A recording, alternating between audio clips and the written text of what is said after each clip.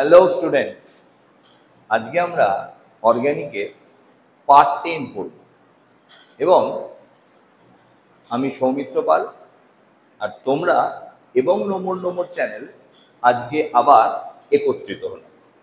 আবার একটাই কথা, 100 নয় 200% সব কিছু ডিস্টারবেন্স ছেড়ে এখানে মন দিয়ে দেবো। তো আজকে আমরা যে চ্যাপ্টারটা শুরু করছি, এটা একটা সুখের খবর বা দুঃখের খবর দুটোই বলতে পারো।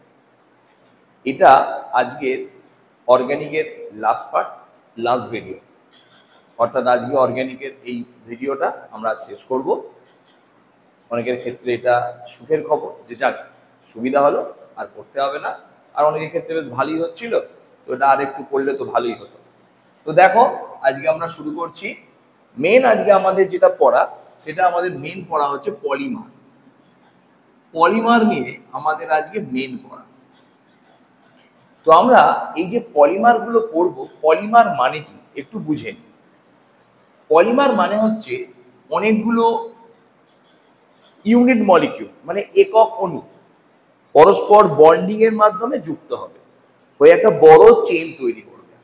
তখন আমরা সেইটাকে বলবো পলিমার। যে বড় চেন তৈরি করবে, সেই বড় চেনটার মলিকুলার ওয়েটও অনেকটা বেশি হবে।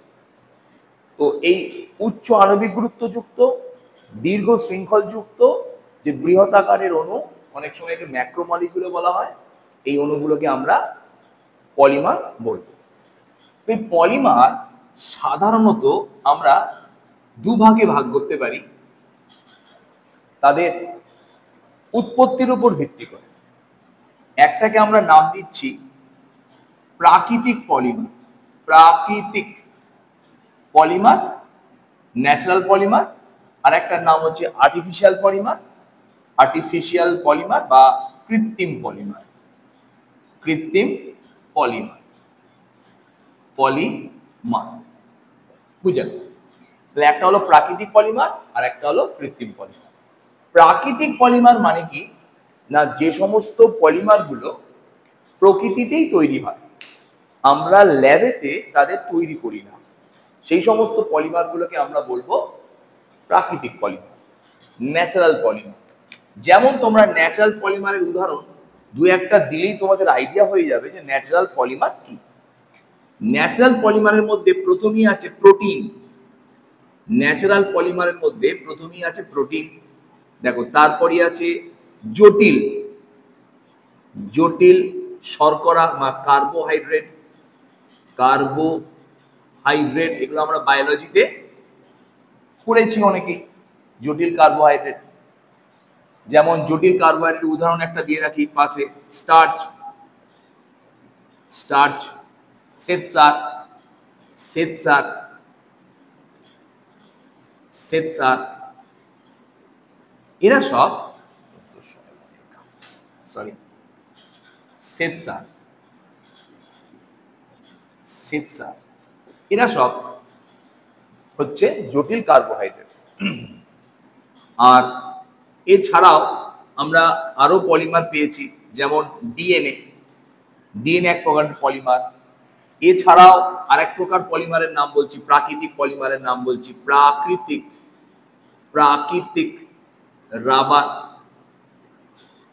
প্রাকৃতিক রাবার। কৃত্রিম রাবারও তৈরি করা যায়, কৃত্রিম রাবার। আচ্ছা, প্রাকৃতিক রাবার একটুখানি বলি, যেহেতু আমরা আইসোমার পড়েছিলাম। প্রাকৃতিক রাবারে এখানে যে পলিমারটা থাকে, সেই পলিমারটাকে তোমরা লিখে নাও সিস পলিমার থাকে। সিস পলিমার, এখানে যে পলিমারটা হবে সেটা সিস পলিমার। সিস টার্ম তোমরা পড়েছো। আর একটা ছোট্ট কথা বলে দিই, তো অ্যাকচুয়াল তো আমরা গোটাটা পড়িনি, টাচ আপ করে পড়েছি।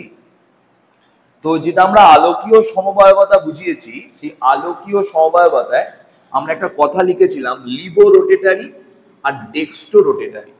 এটাকে আমরা ক্যাপিটাল এল আর ক্যাপিটাল ডি দিয়ে লিখেছিলাম তোমাদের সুবিধার জন্য। তবু আমি একটুখানি বলে দিই, এগুলোকে অ্যাকচুয়াল ক্যাপিটাল এল আর ক্যাপিটাল ডি দিয়ে লেখে না, এগুলোকে স্মল এল এবং স্মল ডি দিয়েই লেখা ভালো।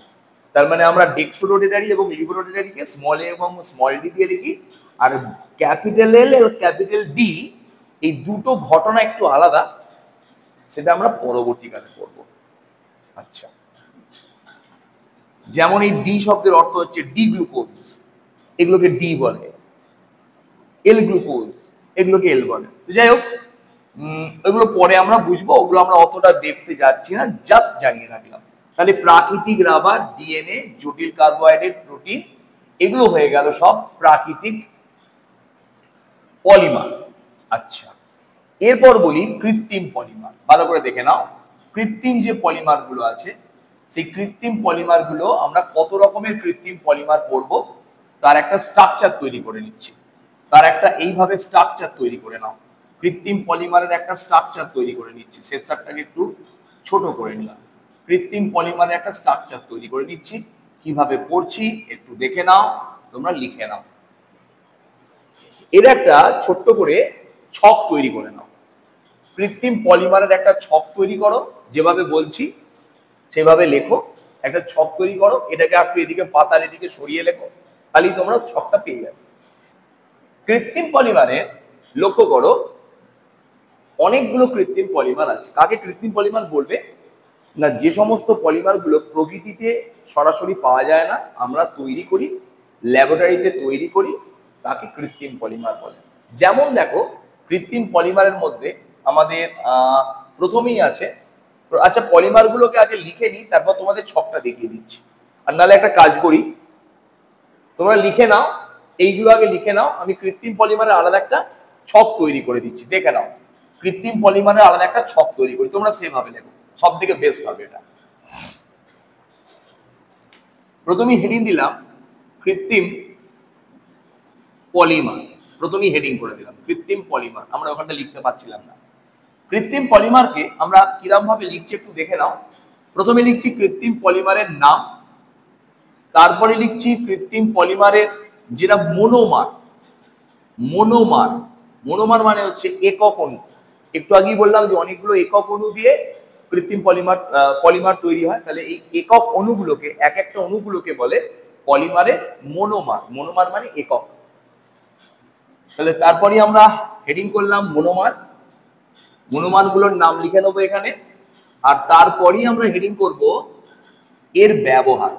ব্যবহার, ব্যবহার লিখব, ব্যবহার না, ব্যবহার, uses, use.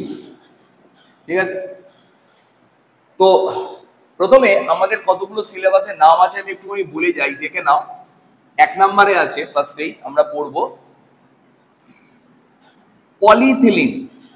Polyethylene, polyethylene, polyethylene. আচ্ছা, এই পলিথিলিনের এরকম ভাবে ছক লিখে নেবো। পলিথিলিনের যে মনোমার, মনোমার গুলো কি কি একবার দেখে নাও। পলিথিলিনের কি কি মনোমার আছে? পলিথিলিনের মনোমারটার একটাই মনোমার, নাম হচ্ছে, মনোমার লেখার একটা খুব ভালো রুলস আছে। মনোমার লেখার রুলস হচ্ছে, পলিটাকে কেটে দাও, ইথিলিনটাকে লিখে দাও, পলিথিলিন, তাই তো? তাহলে আমরা লিখবো শুধু ethylene, ethylene, ethylene, ethylene. Clear হলো? ইথিলিন। আচ্ছা, এর ব্যবহার আমরা জানি, তবু একবার বলে দিচ্ছি। 1 নাম্বার 2 নাম্বার করে অনেকগুলো ব্যবহার তোমরা বই থেকে একটু লিখে ছকটা রেডি করো।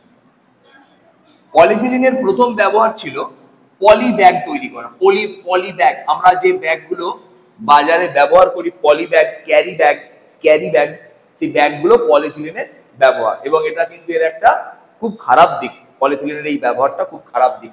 আমরা যথেচ্ছ এটাকে ব্যবহার করি এবং এর ফলে আমাদের বন্যা পর্যন্ত হয়, বিভিন্ন নর্দমা বন্ধ হয়ে যায়। আচ্ছা, পলিথিলিনের পর হচ্ছে তোমরা বিভিন্ন ধরনের যে প্লাস্টিক তৈরি করি, প্লাস্টিকের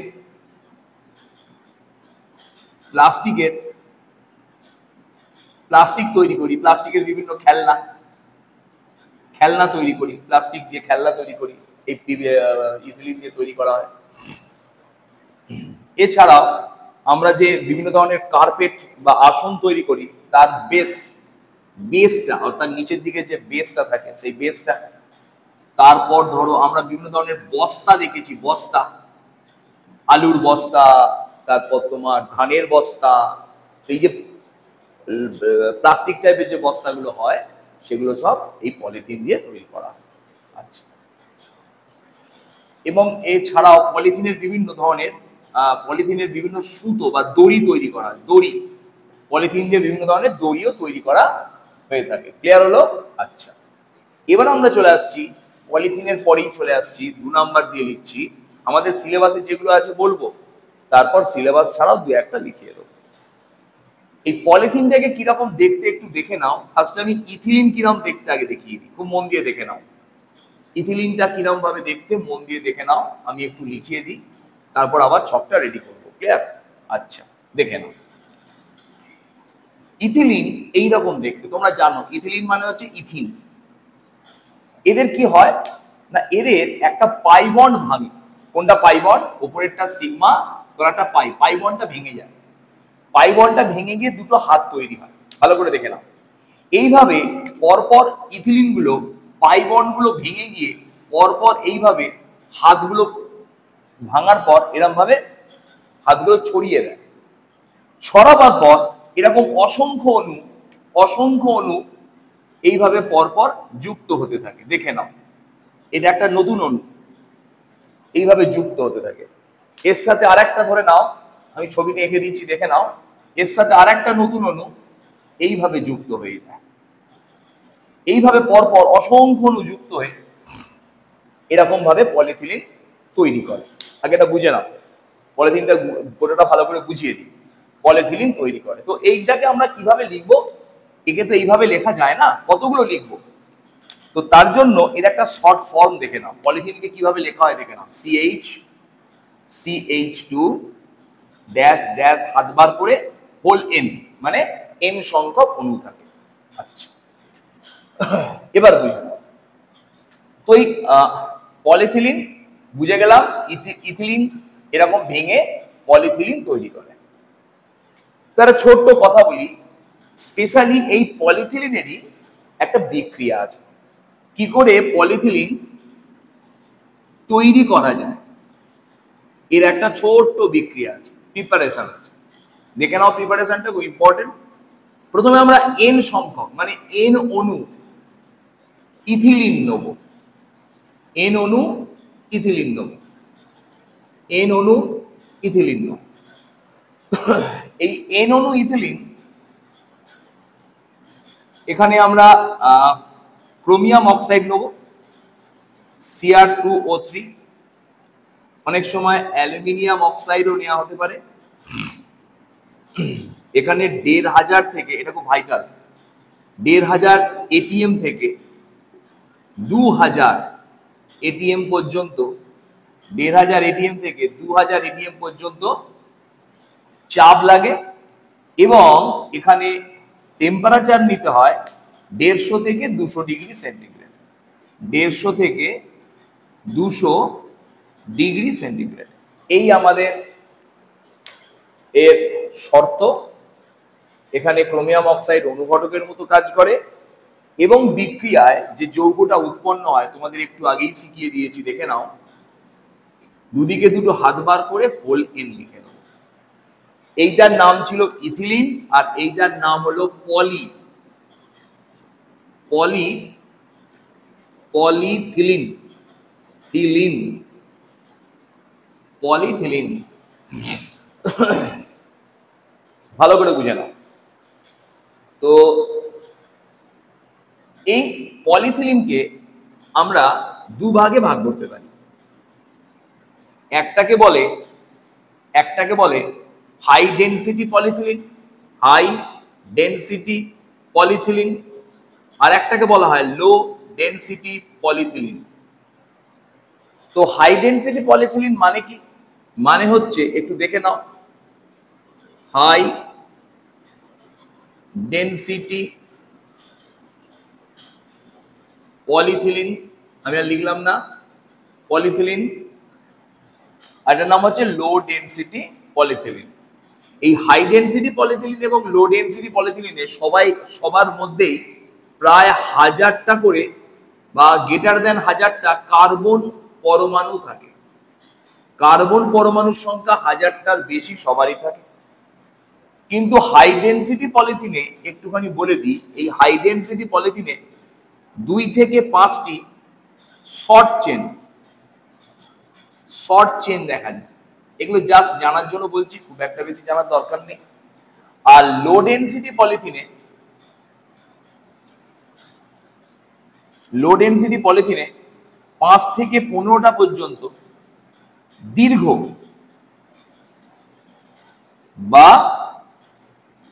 হ্রস্ব চেন থাকে, শাখা দেখা যায়। এইভাবে হাই ডেনসিটি লো ডেনসিটি পলিথিনের আমরা জেনে গেলাম। এছাড়াও এই পলিথিনকে বা প্লাস্টিককে আমরা বিশেষ একটি ব্যবহারে ভাগ করে থাকি। আচ্ছা, সেটা আমরা টোটালি শেষে বলবো, ছেড়ে দাও, ঠিক আছে। তো আমরা পলিথিলিন বুঝে গেলাম। এবার পলিথিলিনের পর যে 2 নম্বর যাকে লিখছি, পলি টেট্রা ফ্লুরো ইথিলিন। পলি টেট্রা ফ্লুরো ইথিলিন, তো এটার নাম হচ্ছে পলি টেট্রা ফ্লুরো ইথিলিন, মানে এর অপর নাম হচ্ছে টেফলন। টেফলন টেফলন এই পলি টেট্রা ফ্লুরো ইথিলিন বা টেফলন এক প্রকার পলিমার। দেখো, তোমরা এর মনোমার জিজ্ঞেস করলে বলে দিতেই পারবে। কিভাবে বলবে না, পলিটাকে কেটে দাও, মনোমারের ঘরে চলে এসো, মনোমারের নাম লেখো টেট্রা ফ্লুরো ইথিলিন। টেট্রা আমি লিখে দিচ্ছি, দেখে নাও, tetrafluoroethylene. Tetrafluoroethylene, tetrafluoroethylene, দেখে নাও ভালো করে, টেট্রা ফ্লুরো ইথিলিন। এই টেট্রা ফ্লুরো ইথিলিন দেখতে কিরকম দেখে নাও। যৌগটা ফার্স্টে খুব মন দিয়ে শুনে নাও। যৌগটাকে আমি ফার্স্টে ইথিলিনের মতো করে আঁকছি। যৌগটা ফার্স্টে ইথিলিনের মতো করে আঁকলাম। এই ইথিলিনের মতো করে এঁকে হাইড্রোজেন 4টে ছিল, সেই 4টে হাইড্রোজেনকে আমি সরিয়ে দিলাম। 4টে হাইড্রোজেনকে যদি আমি সরিয়ে দিই, তাহলে 4টে হাইড্রোজেনের বদলে আমি 4টে হাইড্রোজেনকে সরিয়ে যদি আমি 4টে ফ্লুরিন করে দিই, 4টে ফ্লুরিন করে দিই, আশা করি কাটছে না, দেখতে পাচ্ছ, 4টে ফ্লুরিন করে দিই, তাহলে তখন এই যৌগটাকে আমরা নাম দেবো 1 2 3 4। 4টে ফ্লুরিন আছে, তাই নাম হয়ে গেল টেট্রা। ফ্লুরিন আছে বলে ফ্লুরো, আর যৌগটা অ্যাকচুয়ালি ইথিলিন বলে নাম হলো ইথিলিন। ক্লিয়ার হলো? তাহলে যৌগটাকে আমরা বললাম টেট্রা ফ্লুরো ইথিলিন। এ কিভাবে পলি টেট্রা ফ্লুরো ইথিলিন করে বলতে পারবে? দেখে নাও, এখানে পাই বন্ডটা ভেঙে যায়। পাই বন্ড ভেঙে গেলে দুটো এক্সট্রা হাত তৈরি হয়। একটা বন্ড ভাঙলে দুটো বন্ড তৈরি হয়। তখন এই পাই বন্ডটা কি করে একটু দেখে নাও। যদি এখানটা কেটে যায় বুঝতে পারছি না, তোমরা দেখে নাও। এই পাই বন্ড যখন ভাঙবে, এখানে ফ্লুরিন, এখানে ফ্লুরিন, এখানে ফ্লুরিন, আর এখানে ফ্লুরিন, তাই তো? আর পাই বন্ড যখন ভাঙবে, তখন সেই পাই বন্ডটা এদিকে একটা হাত, এদিকে একটা হাত বার করে দেবে। এইভাবে টেট্রাফ্লুরো ইথিলিন নিজেদের মধ্যে বন্ডিংটা রিঅ্যারেঞ্জমেন্ট করে নিল। করে নিয়ে ফার্দার এর পাশে আরেকটা ওই রকম ভাবে টেট্রাফ্লুরো ইথিলিন এলো। দেখে নাও, টেট্রাফ্লুরো ইথিলিন এলো এবং এরা পরস্পরের মধ্যে হ্যান্ডশেক করে নিল। দিয়ে এইভাবে বন্ডিংটা চলতেই থাকবে। অসংখ্য বন্ডিং তৈরি হবে, অসংখ্য অণু তৈরি হবে, লম্বা চেন তৈরি হবে। সেই চেনটাকে আমরা তখন বলবো পলি টেট্রাফ্লুরো ইথিলিন। আচ্ছা, তো এইটা কিরম ভাবে লিখবো? পলি টেট্রাফ্লুরো ইথিলিনকে কিরম ভাবে লিখবো দেখে নাও। CF2-CF2, কার্বন এদিকে একটা হাত, এদিকে একটা হাত, হোল ব্র্যাকেট দিয়ে N। এটাকে বলা হয় পলি টেট্রাফ্লুরো ইথিলিন। আচ্ছা, এর ব্যবহারগুলো তোমরা জায়গা নেই, তোমরা যেমন করে সুন্দর করে ছক করছো, লিখছো, সেই মতো করে লিখবে। এগুলো তো তোমাদের লেখার দরকার নেই, জাস্ট বোঝানোর জন্য দেখালাম। তোমরা যদি বুঝে লিখতে চাও লিখতে পারো। আর ব্যবহারের যে খাঁচাটা, তো ব্যবহারের খাঁচায় লিখবে। যদি এইভাবে তোমরা লিখতে না পারো খাঁচায়, তোমরা স্টেপ বাই স্টেপ লিখবে। এরপর তোমরা লিখবে ব্যবহার, ইউজেস, তাই তো? ব্যবহার তোমরা লিখে নেবে। ব্যবহারে প্রথমেই বলি, বিভিন্ন ননস্টিকের বাসন কোসন তৈরি করতে গেলে এই টেফলন লাগে। এটি ননস্টিকের বাসন কোসনের উপরের যে কোটিং, সেই কোটিংটা টেফলন দিয়ে তৈরি করা হয়। আর বিভিন্ন ডাক্তারি যে যন্ত্রপাতিগুলো ইউজ করা হয়, সেই যন্ত্রপাতির উপরে এর কোটিং দেওয়া হয়, যাতে করে সহজে ওর উপর মরচে না পড়ে যায়। এই হলো টেফলন। টেফলন তোমরা লিখে নাও। এই গোটাটা আমি মুছে দিচ্ছি, পজ করে তোমরা লিখে নাও।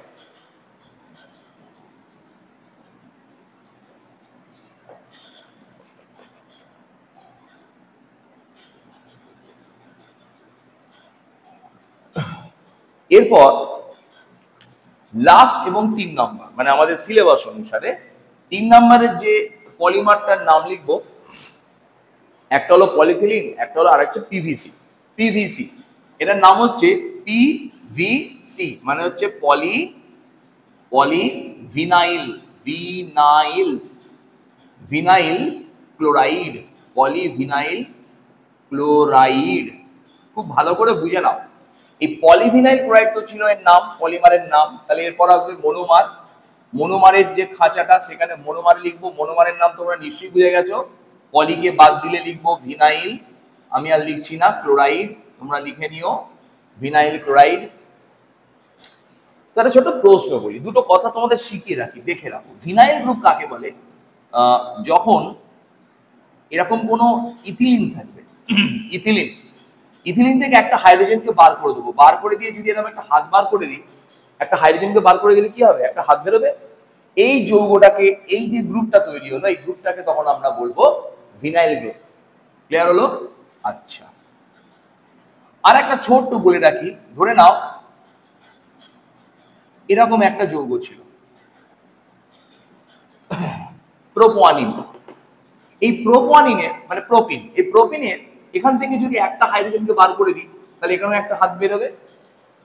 তখন এই গ্রুপটাকে নাম বলা হবে অ্যালাইল গ্রুপ। অ্যালাইল কি গ্রুপ? অ্যালাইল, অ্যালাইলিক বা অ্যালাইল, অ্যালাইল গ্রুপ বলা। Allyl, allyl, allyl group. তো একটা সে গেলাম ভিনাইল, আর একটা সে গেলাম অ্যালাইল। তো এটা আমার লাগবে না, জানিয়ে রাখলাম, এটা নাম হচ্ছে ভিনাইল গ্রুপ। ক্লিয়ার হলো? আচ্ছা, এবার দেখো লক্ষ্য করে, যদি ভিনাইল গ্রুপের এই কাটা যে হাতটা বেরিয়ে আছে, সেই হাতে যদি একটা ক্লোরিনকে যোগ করে দিই, তখন সেই যৌগটার নাম হয়ে যাবে ভিনাইল ক্লোরাইড। ক্লিয়ার করিয়ে দিচ্ছি, বইতে একদমই ক্লিয়ার নেই, প্রত্যেকটা জিনিসকে নিখুঁত করে বুঝিয়ে দিচ্ছি।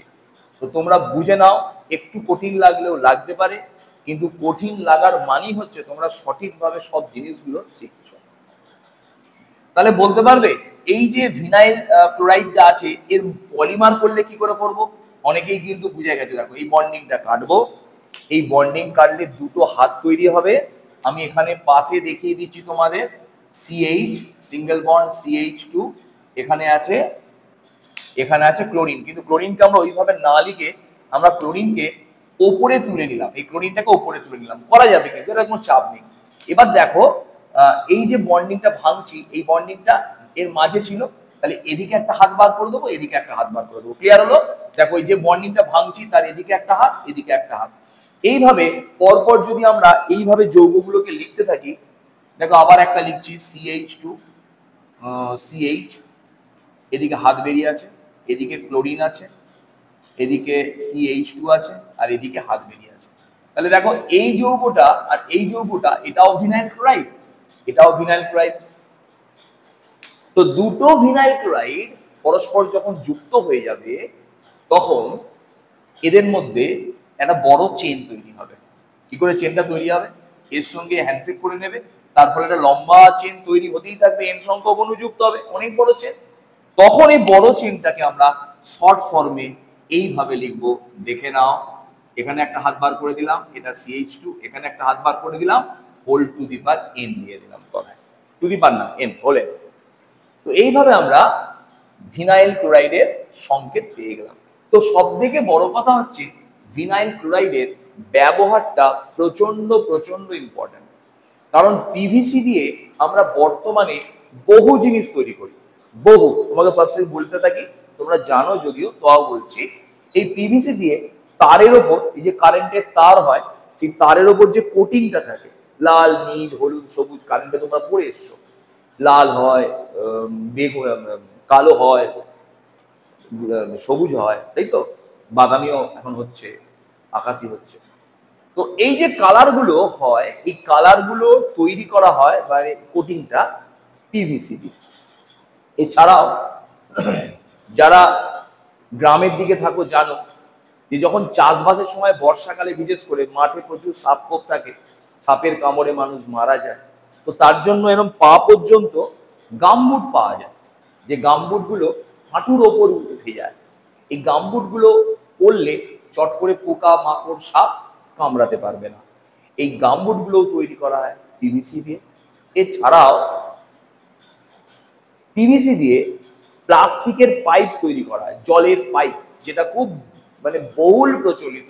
বর্তমানে লোহার পাইপ আর দেখাই যায় না, সব প্লাস্টিকের পাইপ দিয়েই জল সরবরাহ চলে, তো সেগুলো পিভিসি দিয়ে হয়।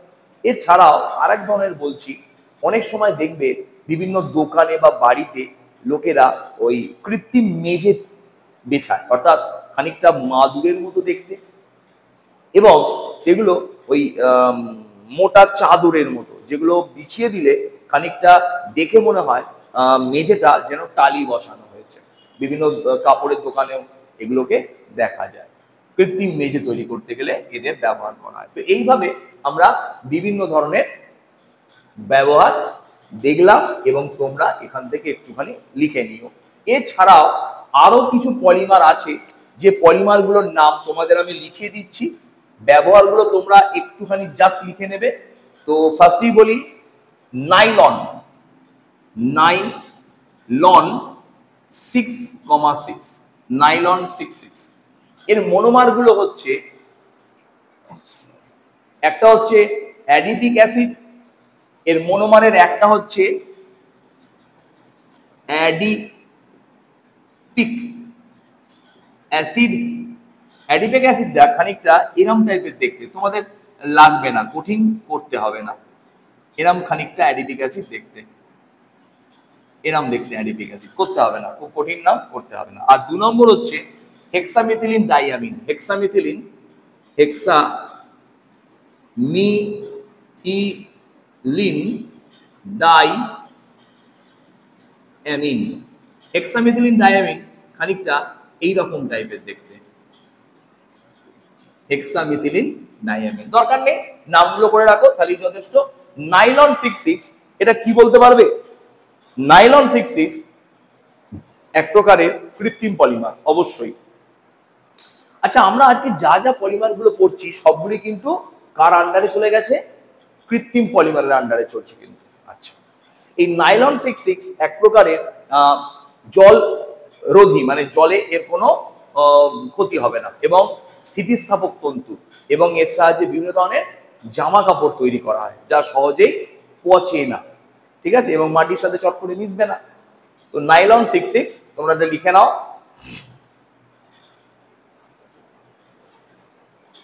এরপর আসছি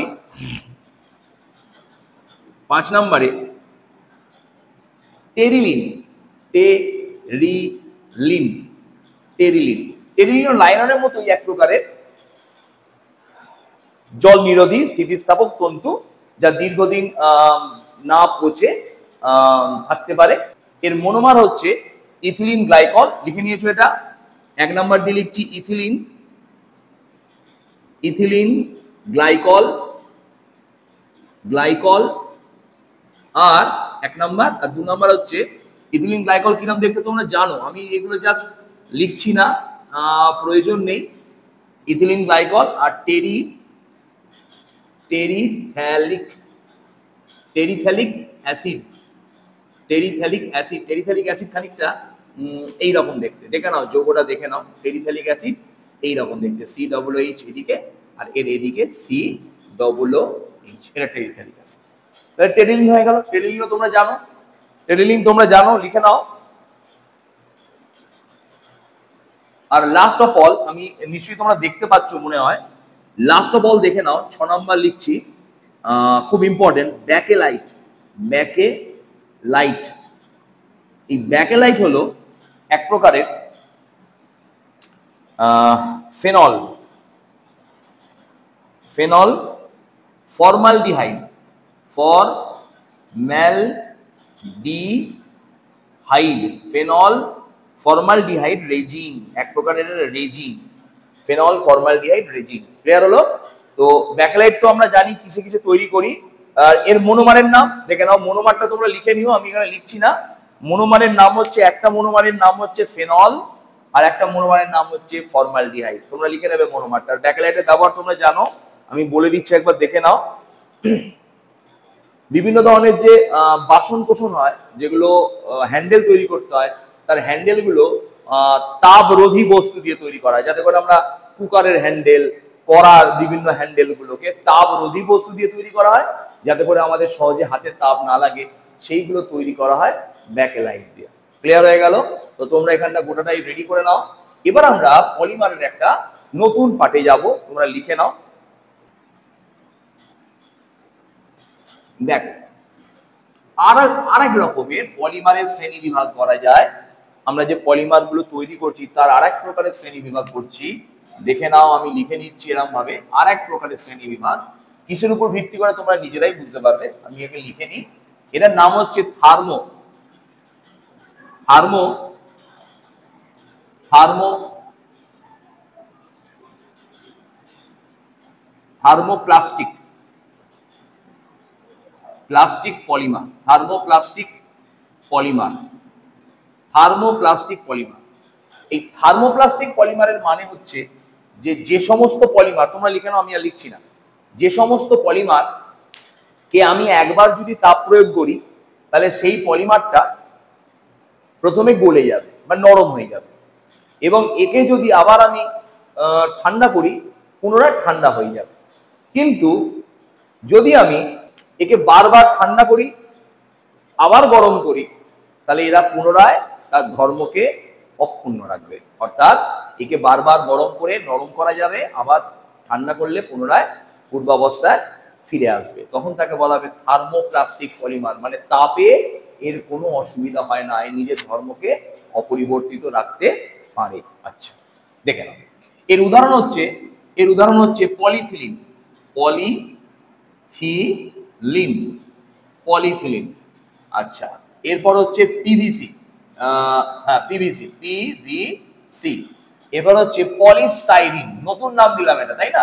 পলিস্টাইরিন। পলিস্টাইরিন, তোমরা লিখে নাও, তিনটে নাম বললাম। স্টাইরিন যৌগটা কিরকম দেখতে একটু দেখে নাও, আমি একটু লিখিয়ে দিই। স্টাইরিন যৌগটা এইরকম দেখতে, তাহলে পলিস্টাইরিন মানে বুঝতে পেরেছো? এই বন্ডিংটা ভাঙবে, তোমরা নিজেরাই করতে পারবে, দেখো। ঠিক আছে, তারপর চলে আসি 2 নম্বর পার্ট। 2 নম্বর পার্টে আসছি থার্মোসেটিং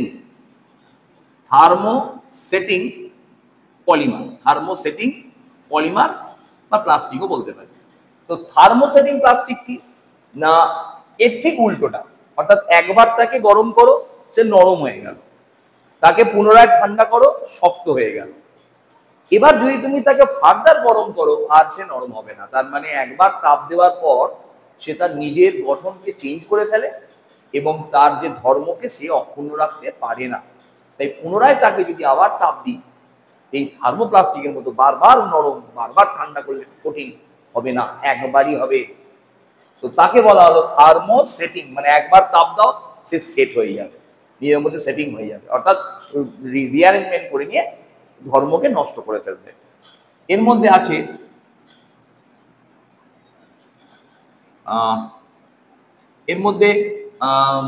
আছে ফার্স্ট হচ্ছে ব্যাকেলাইট।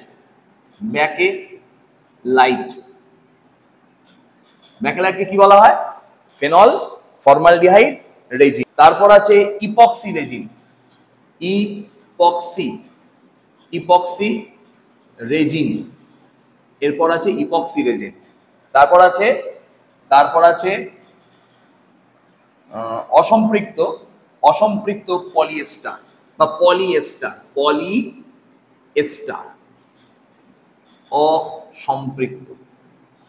অসম্পৃক্ত লিখে নাও, আনস্যাচুরেটেডই হয়, অসম্পৃক্ত পলিয়েস্টার। এই তিনটে হয়ে গেল থার্মোসেটিং পলিমারের উদাহরণ। তাহলে আমরা পলিমারকে দ্বিতীয় ভাগ পেলাম। আর লাস্ট এক প্রকারের পলিমারের ভাগ পাচ্ছি, পলিমারের লাস্ট অফ অল ভাগ পাচ্ছি, তোমরা লিখে নাও। আমরা আচ্ছা তার তলায় চলে আসি। পলিমারের আরেকটা লাস্ট অফ অল ভাগ পাচ্ছি, দেখে নাও। পলিমারের আরেকটা ভাগ পাচ্ছি, একটা হচ্ছে বায়োডিগ্রেডেবল আর একটা হচ্ছে নন বায়োডিগ্রেডেবল।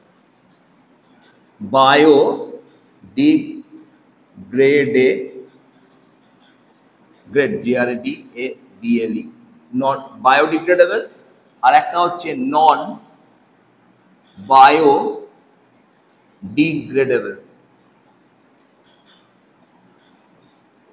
Non biodegradable. একটা বায়োডিগ্রেডেবল আর একটা হচ্ছে নন বায়োডিগ্রেডেবল। ক্লিয়ার হলো? আচ্ছা, বায়োডিগ্রেডেবল পলিমার কাকে বলে দেখে নাও। যে সমস্ত পলিমার, সেটা কৃত্রিম হতে পারে, প্রাকৃতিকও হতে পারে, যদি জীবাণু দ্বারা ভেঙে যায়, জীবাণু বিযোজ্য, বায়োডিগ্রেডেবল। অর্থাৎ আমরা যদি একে ধরো মাটিতে ফেলে রাখলাম, মাটিতে দীর্ঘদিন ফেলে রেখে দিলাম, তাতে বৃষ্টি পড়ছে, রোদ উঠছে, তাতে আস্তে আস্তে ওই পলিমারটা ভেঙে ভেঙে মনোমারে পরিণত হয়ে যাবে এবং নষ্ট হয়ে যাবে। তখন সেই যৌগগুলোকে আমরা বলবো বায়োডিগ্রেডেবল পলিমার। ক্লিয়ার হলো? আচ্ছা, এর উদাহরণ কি? এর উদাহরণ, এরা আবার দু রকম হতে পারে। একটা হতে পারে প্রাকৃতিক, প্রাকৃতিকও হতে পারে, আর একটা হতে পারে কৃত্রিম, কৃত্রিমও হতে পারে। তো প্রাকৃতিকের উদাহরণে আছে প্রোটিন, প্রোটিন আছে, প্রোটিন, প্রোটিন। তারপর আছে সেলুলোজ, সেলুলোজ, এগুলো সব সেলুলোজ, সেলুলোজ, এগুলো সব প্রাকৃতিক বায়োডিগ্রেডেবল পলিমারের মধ্যে পড়ে যাচ্ছে। আর কৃত্রিমের আন্ডারে কে কে পড়ছে? কৃত্রিমের আন্ডারে একটু লিখে নাও। প্রথমে লিখছি পলি, লিখে নাও, খুব ইম্পর্টেন্ট। পলি, পলি বিটা হাই ড্রক্সি বিউটারেট, এটাকে বলা হয় বায়ো পোল। একে বায়োপোল বলে, একে বায়োপোল বলে, বায়োপোল। পলিহাইড্রক্সি বিউটারেট, এটা জীবাণু বিযোজ্য হওয়ায় বর্তমানে এই সমস্ত যৌগগুলোকে নিয়ে পলিথিনের পরিবর্তে সাবস্টিটিউট রূপে ব্যাগ তৈরি করা হচ্ছে এবং এগুলো সহজেই মাটির সঙ্গে মিশে যাচ্ছে। তাই এই ধরনের যৌগগুলো দিয়ে আমরা পরবর্তীকালে বায়োডি ব্যাগ তৈরি করেছি। এই বায়োডি ব্যাগ এটা ছাড়াও বর্তমানে আরেকটা ঘটনা ঘটাচ্ছে, দেখে নাও। কার্বোহাইড্রেটের সাথে, লিখে রাখো, লিখে রাখো তোমরা, কার্বোহাইড্রেটের সাথে, হাইড্রেট, কার্বোহাইড্রেটের সাথে, কার্বোহাইড্রেটের সাথে, কার্বোহাইড্রেটের সাথে সামান্য পরিমাণে, সামান্য পরিমাণে সেলুলোজ, সরি সেলুলোজ না, বা কার্বোহাইড্রেট মানে সেলুলোজ, সেলুলোজ, লোজকে আমরা কার্বোহাইড্রেট বলি। এই সেলুলোজের সাথে সামান্য পরিমাণে পলিথিন, প্লাস্টিক, প্লাস্টিক,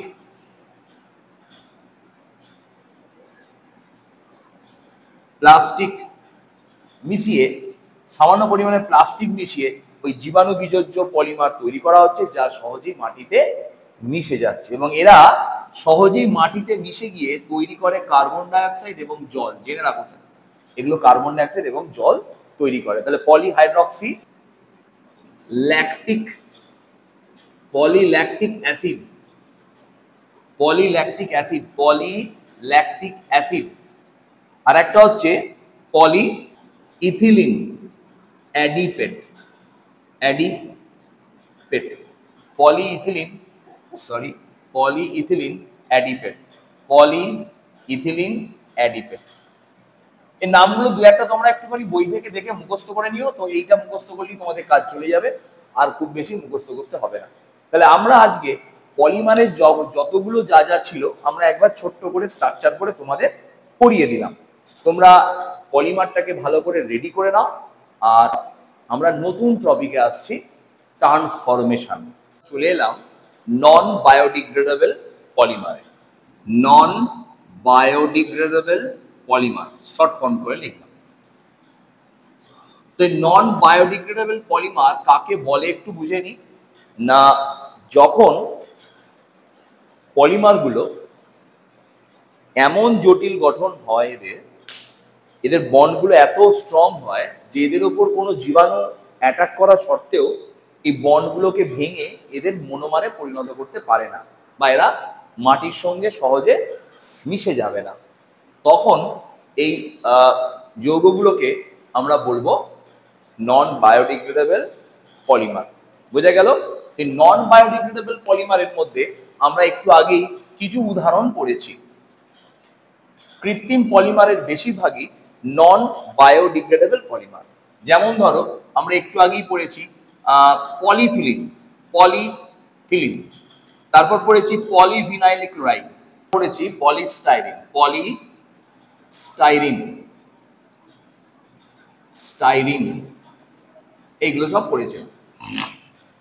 তারপর পড়েছিলাম পলি টেট্রাফ্লুরোইথিলিন, এগুলো সব নন বায়োডিগ্রেডেবল পলিমার, তাই তো? তার মানে এই পলিমারগুলো হচ্ছে জীবাণু দ্বারা এরা ভাঙবে না, তার ফলে এরা দীর্ঘদিন ধরে দেখা গেছে পলিথিলিন দীর্ঘদিন ধরে মাটির তলায় প্রায় কয়েক হাজার বছর থাকলেও এর কোনো পরিবর্তন হয় না, তাই এরা পরিবেশের কিন্তু অত্যধিক ক্ষতিকারক পদার্থ। তার মানে যেমন বায়োডিগ্রেডেবল পলিমার একটা ফ্রেন্ডলি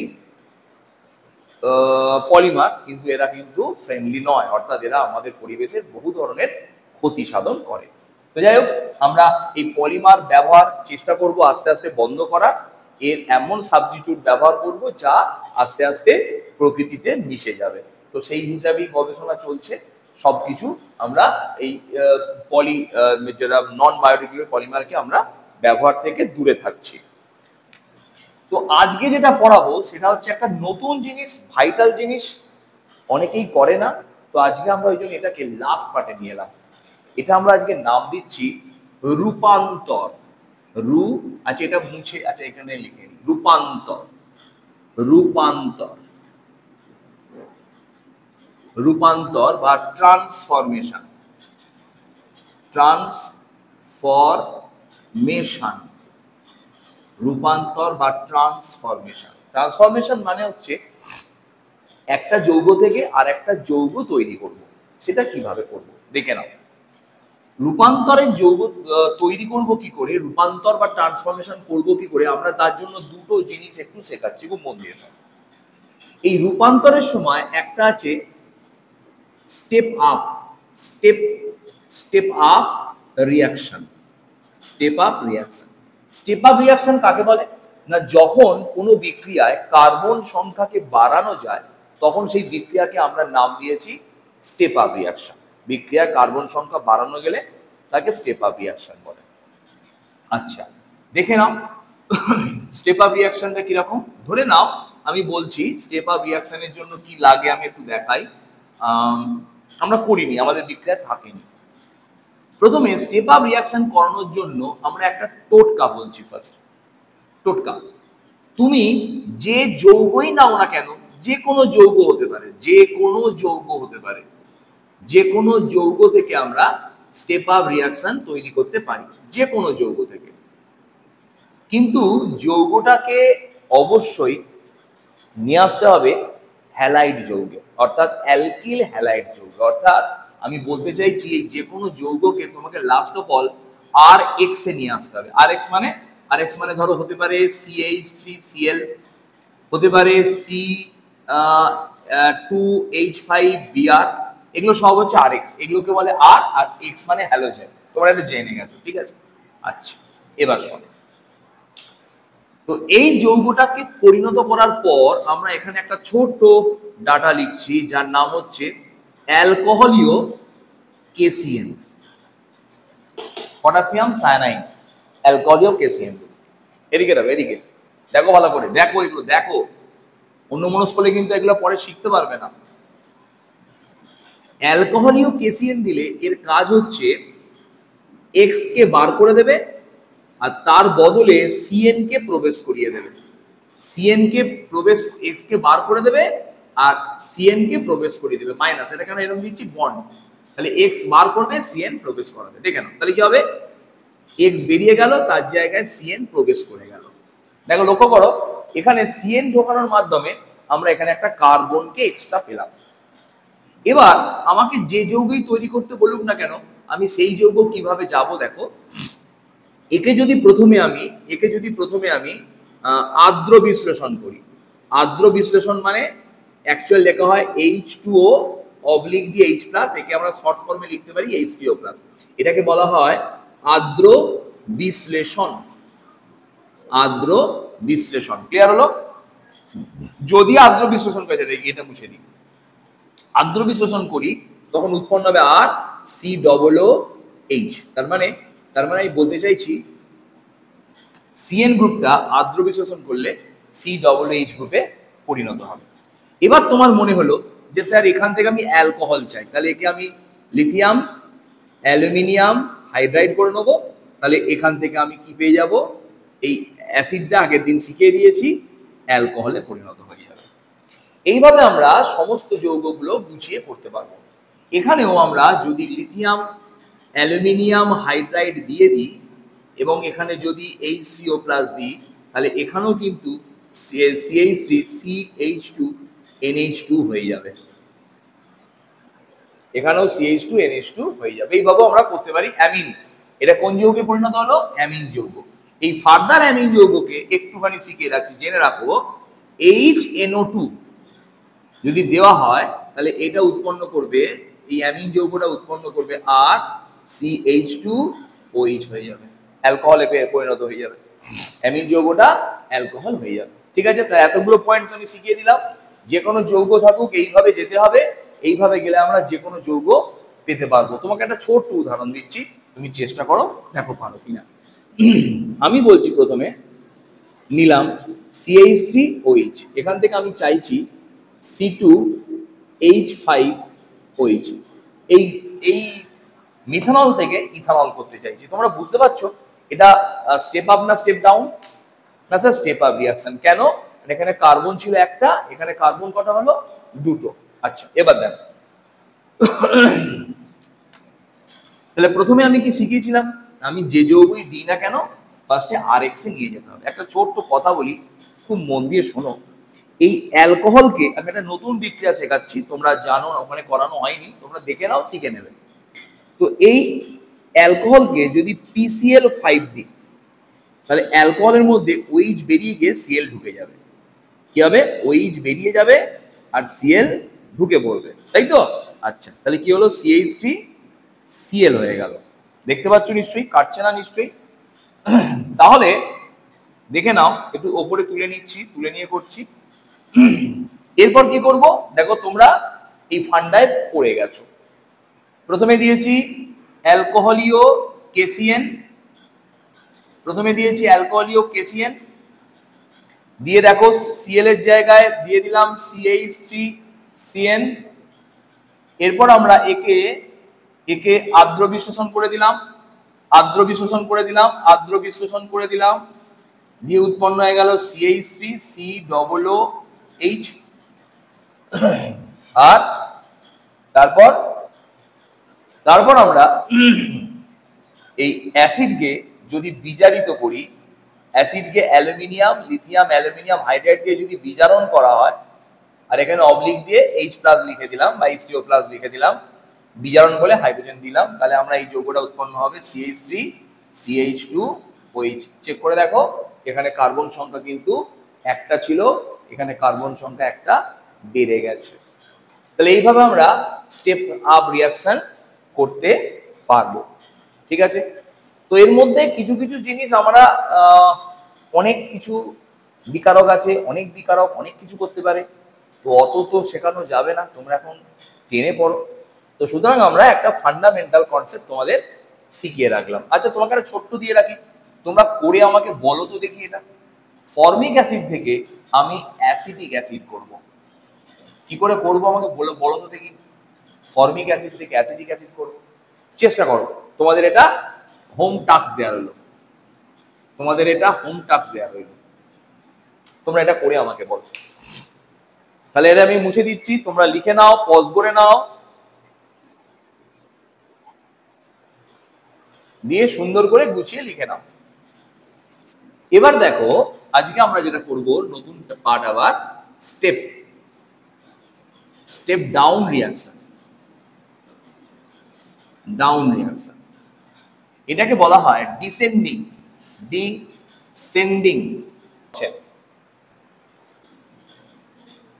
কার্বন সংখ্যা, এখানে কার্বন সংখ্যা